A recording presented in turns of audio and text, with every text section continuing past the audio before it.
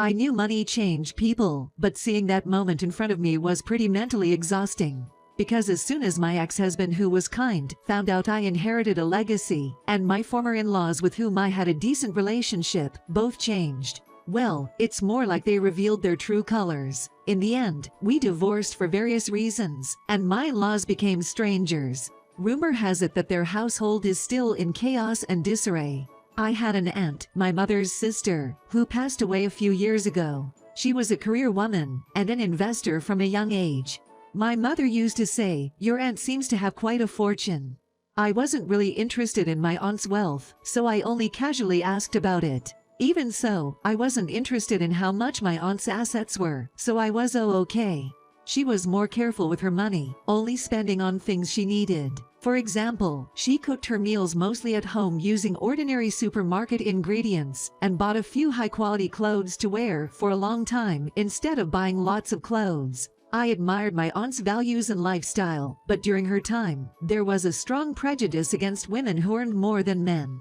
People looked down on her, thinking she was arrogant. Besides, there was a strong stereotype that a woman's happiness was to get married and have children. So my aunt, who never got married and had no children, and enjoyed her own life, was considered an outsider. However, my aunt never let those heartless comments get to her. She proudly carried herself and didn't care what others thought. I admired that about her. One day, when I visited her at her house, she suddenly said to me as we were sitting on the sofa drinking tea, "Hey, if something happens to me, I want you to be my heir." It was so sudden that I couldn't help but ask what she meant. She explained, "You know, I never got married or had children. That means I won't have anyone to inherit my wealth after I'm gone. But I don't want to leave my money to those people who looked down on me and made fun of me all the time. Of course, I'll prepare all the necessary documents for the inheritance, and I want to officially designate you as the heir." She said it with a smile but in a serious tone. I, on the other hand, nonchalantly agreed, thinking it was just a joke. At that time, my aunt was still in her 40s, and the idea of her passing away felt like something far in the future, maybe 30 or 40 years from then. I was also a high school student, and I didn't know at all about inheritance, so I didn't take her words seriously. Time passed, and I got married, had children, and became busy with work and childcare. When my youngest child graduated and became a working adult, my mother told me that my aunt's health wasn't doing well. I rushed to the hospital my aunt was admitted to, only to find her looking healthy as ever, denying that she was in poor health. She reassured me that it was just a routine checkup and that she was perfectly fine, wearing her usual bright smile. I was relieved then, but her condition was actually not good, and she was just trying not to worry me. As evidence, my aunt was in and out of the hospital repeatedly. Each time, I would go to the hospital with my child to see my aunt. She was clearly weakening as the days went by. She became increasingly frail, with sunken cheeks and a thin body, almost like skin and bones. Yet, she continued to wear that same cheerful smile, and I couldn't help but admire her strength. I thought maybe a miracle could happen, given how she maintained that same smile I had known since my childhood. However, in the end, my aunt passed away. After her passing, we held a small funeral with close relatives. I deeply regretted not spending more time with her. I wished I had met her more often, gone out together, and created more memories. But I knew it was too late to dwell on what-ifs after she was gone.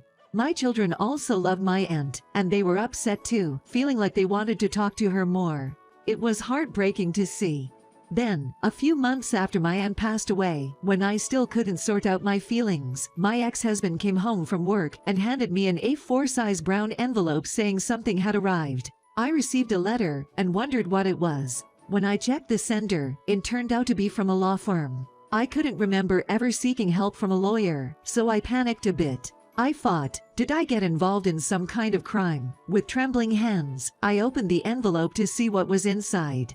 To my surprise, the letter was about my aunt's inheritance. In that moment, I realized that what my aunt had said to me that day was serious. To find out more details, I decided to contact the law firm and hear what they had to say. The lawyer there was an old friend of my aunt's, and she had entrusted him with handling her estate and inheritance after she passed away. When he told me the total amount of my aunt's assets, I was stunned. It wasn't just a few million yen, it was over 400 million yen. Feeling panicked again, I called my mother after hearing the lawyer's explanation. She casually responded, "Well, didn't your aunt talk to you about becoming her heir? She discussed it with you after you graduated from high school, and I said it was fine as long as both of you agreed." I was utterly surprised by her nonchalant response, but considering the huge sum of money, I was unsure of what to do. However, my mother calmly advised me to accept the inheritance, reminding me that my aunt had prepared all the necessary documents for me, and it would be a waste not to take it, saying I might face punishment otherwise. I asked my mother if she wanted to inherit the money instead, and she replied casually, "Inheritance can be a real hassle. I don't think you know, but there was a person among Gert and Ma's siblings who passed away. That person had a considerable inheritance, but they didn't leave a will. As a result, the siblings and the children of that person ended up fighting every day over the money. But your aunt left everything in proper documents for you, right? So, there's no drama for me to get involved in. However, you might want to be cautious with your grandparents and your husband." She sighed as if remembering the past and offered this warning. I was surprised to hear that my husband's family might also cause trouble over the inheritance, but I didn't think it would become a reality later on. A few days later, my ex-husband, who seemed restless, asked me if the documents from the law firm were about the inheritance. I wondered how he knew, but there was no reason to hide it, so I honestly confirmed it. His eyes gleamed as he heard the news and immediately asked how much I inherited. I casually brushed it off, saying it was around 10 million yen. However, he seemed to sense that I was lying about the amount. After that, he kept insisting that there might be more money or that I should investigate further. At first, I tried to play along and avoid his questions, but it became so annoying that I finally said, "I told you it was 10 million yen. Why do you keep asking?" His response was uncertain, as if he had doubts, but he said, "Well, I just have this feeling that it might be different," and gave an awkward reply. "Anyway, please let this conversation end." I firmly refused, but strangely, from the next day onward, my ex-husband's attitude changed drastically, and he started ignoring me. But I was also stubborn, so we went 2 months without speaking to each other. Suddenly, my former in-laws, who used to live nearby, visited our house without any prior notice. Normally, they would let us know in advance if they wanted to come over, so I thought something serious might have happened. Then, my former father-in-law said, "We heard from our son that you recently inherited some assets. Moreover, we heard it's over 1 billion yen. Our house is getting old, and we were thinking of renovating it. Your husband got such a good wife, and we're proud as parents. By the way, we thought about expanding the rooms for the 2 of you, and maybe even living together." My ex-mother-in-law nodded along. I was surprised that my ex-husband knew the true amount of the inheritance I inherited, but I was also surprised at my ex-in-law's parents who rallied on that money to make a renovation plan without permission.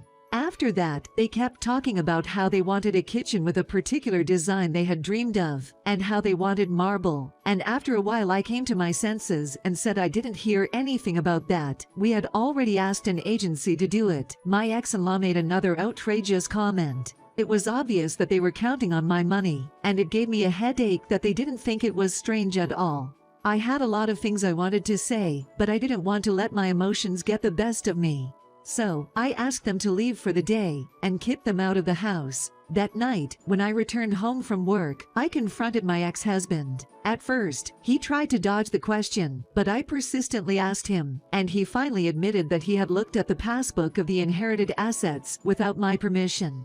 By the way, I had kept the inherited passbook deep in my dresser. In other words, he went through the whole room and reached into the back of the dresser to find it. I was fed up with his relentless pursuit and obsession, and when I told him about his parents coming and asking about the inheritance, he got angry and said, "Your earnings as a wife are joint assets, so it's mine too.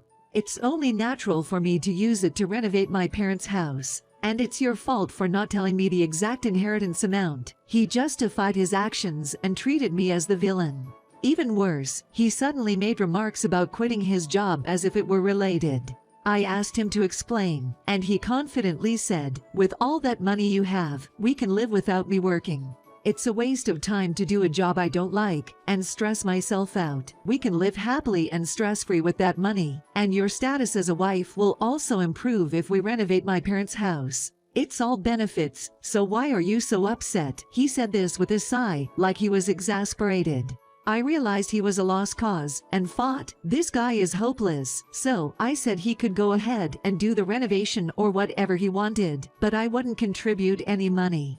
He got even angrier again. He said, we are already taking, but I didn't care what he said. After that, he kept yelling and screaming, but I ignored him. Then, the next day, my ex-husband came with his parents to protest, saying that I was changing my story. So, I said to them, changing the story. Isn't it you guys who were taking without even consulting me? Besides, even if you had asked me, why should I have to pay any money? This money isn't for renovating your family's house, and it's definitely not to support your son who quit his job without discussing it with me. But he just went on ranting, saying things like how he had been good to me, and calling me a money grubber. I was disillusioned that this was the nature of them, but it didn't matter anymore, so I told them to go home because there was nothing to talk about. My ex-husband asked, what do you mean by that? I replied, exactly what it means. Then he suddenly looked anxious. He said, are you planning to divorce me over this? I just told him that any future discussions would involve lawyers and nothing more, and then ushered them out, leaving only the three of them. After that, I packed up my things and evacuated to a business hotel. Even afterward, my ex-husband kept contacting me, saying he would never divorce and that he loved me. I replied with a simple message, you owe me my money, don't you? And then turned off my phone. The next day, I went to my parents' house and explained the situation. They sighed and said they had anticipated this outcome. When they asked what I planned to do next, I said without hesitation that I would choose divorce. My mother advised me to fight thoroughly since they didn't seem willing to let me go. She also suggested I look into the possibility that my ex-husband might have done other things and recommended investigating. So I decided to give it a try and hired an investigator. It turned out my ex-husband had been frequently visiting nightclubs. It further solidified my decision to divorce. I then hired a divorce attorney who specialized in such cases and demanded a divorce from my ex-husband. But of course, he refused. Not only that, but he also insisted that if I wanted a divorce, I had to pay alimony and divide the property. When the attorney explained that the inheritance I received from my family wasn't considered marital property, my ex-husband started making a fuss, saying that couldn't be true. But when the attorney asked him if he would give his wife the money he inherited from his parents after they passed away, he fell silent. The attorney scolded my ex-husband about their unreasonable behavior. Finally, he broke down and pleaded for me to pay for the renovation. Of course, his request didn't hold any ground, and he looked utterly defeated. Later on, I found out that the renovation had already been arranged at that time, and he had signed the contract under his name, assuming I would pay for it. Moreover, it was a pretty luxurious renovation, totaling over $10 million. So, he was worried that he wouldn't be able to afford that money if we got divorced, and that's why he made such a claim. So, I had no reason for pay that money, whether we are divorced or not. Even after that, he tried to cut the price by half of the amount, but the attorney threatened to sue him for extortion if he asked for more. Finally, he gave up. But my ex-in-laws couldn't let go of it and attacked my parents' house later. In the end, my father ended up raising his hand against them, and they destroyed some potted plants outside before fleeing. The police came to investigate and had to take them away because they got aggressive with the officers. Of course, this whole incident spread throughout the neighborhood, and even after his release, it continued to be the talk of the town. In that flow, I also casually shared the situation with the gossip-loving neighbors, which further exposed the greedy nature of my ex-husband's family. Due to such developments, the divorce was eventually settled, with my ex-husband giving in. However, even after that, I received occasional messages saying he still loved me and wanted to start over. So, I asked my lawyer for help again, and got a restraining order against him. But you know, those orders don't last forever. The maximum they can be effective is 6 months. Besides, he doesn't strike me as the type to obediently abide by such an order. I was afraid he might lose control and do something dangerous, so both my parents and I decided to move away from our former home. I felt sorry for my parents, leaving behind the place they were used to, but given the circumstances and the uncertain times we live in, we didn't have much choice. After the hurried move, when things finally settled down, I informed my children about the situation. Of course, they were surprised, but they sympathized with me and understood why we had to leave. After that, I was able to spend without any problems, but after all, I had a bad feeling. As I suspected, my ex-husband ignored the restraining order and was loitering around my parents' old neighborhood. Fortunately, a police officer passing by found him suspicious and stopped to question him. They discovered a small knife in his pocket, so he got arrested. When they asked about his intentions, he said he wanted to talk to his ex-wife, and that's when I shuddered, realizing he had heard about it from the lawyer who had helped us with the divorce. If I had stayed at my parents' house, thinking the restraining order would be enough. Though he was released early as no one got hurt, I couldn't bring myself to go near the location of my former parents' house because I was so scared. Since then, I hadn't known what happened to him for a while, but from what I heard from an acquaintance who lives near his parents' place, they can hear him and his family arguing almost every day from their renovated house. The content is mostly about money. They keep saying it's in your name, so you should pay, or that since it's your dad's house, he should be the one covering the expenses. It's like they don't even try to keep it down. Everyone can hear them arguing. Moreover, sometimes they hear strange noises, like things breaking, even after the renovation. It's gotten so bad that the police have had to go there to warn them. Also, sometimes they hear things like, "If you don't let your wife go, you'll have a good life now."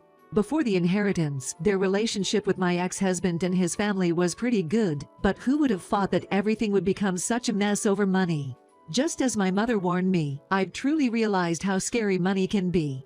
Occasionally, you can hear my ex-mother-in-law yelling at him to find a job quickly, and my ex-husband yelling back, "Shut up, it seems he's still unemployed."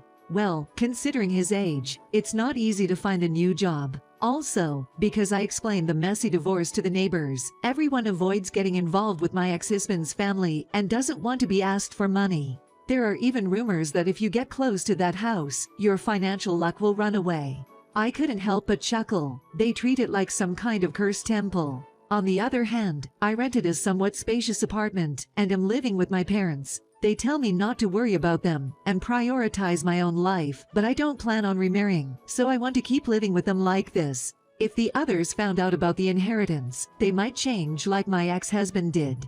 Besides, I never had any expensive hobbies or spent money extravagantly, so I intend to continue living as I did before. So, I plan to use this money when my parents and myself become old and enter a facility, or to celebrate when my children get married or give birth. To be honest, it's not a small amount of money that can be easily spent, but it's the money my aunt, whom I admired, left for me, so I thought I'd like to use it in the same way as my aunt did. So, recently, while working a part-time job, I've also started learning about investments and money management. It's quite challenging, and it made me realize how amazing my aunt was to do this for years. As for us, we're leading a relatively content life. However, the updates I occasionally hear about my ex-husband and his family are still quite dreadful. But since we've divorced and become strangers, it's none of my business. They need to sort it out themselves without involving others. Thank you for watching until the end. See you again in the next video.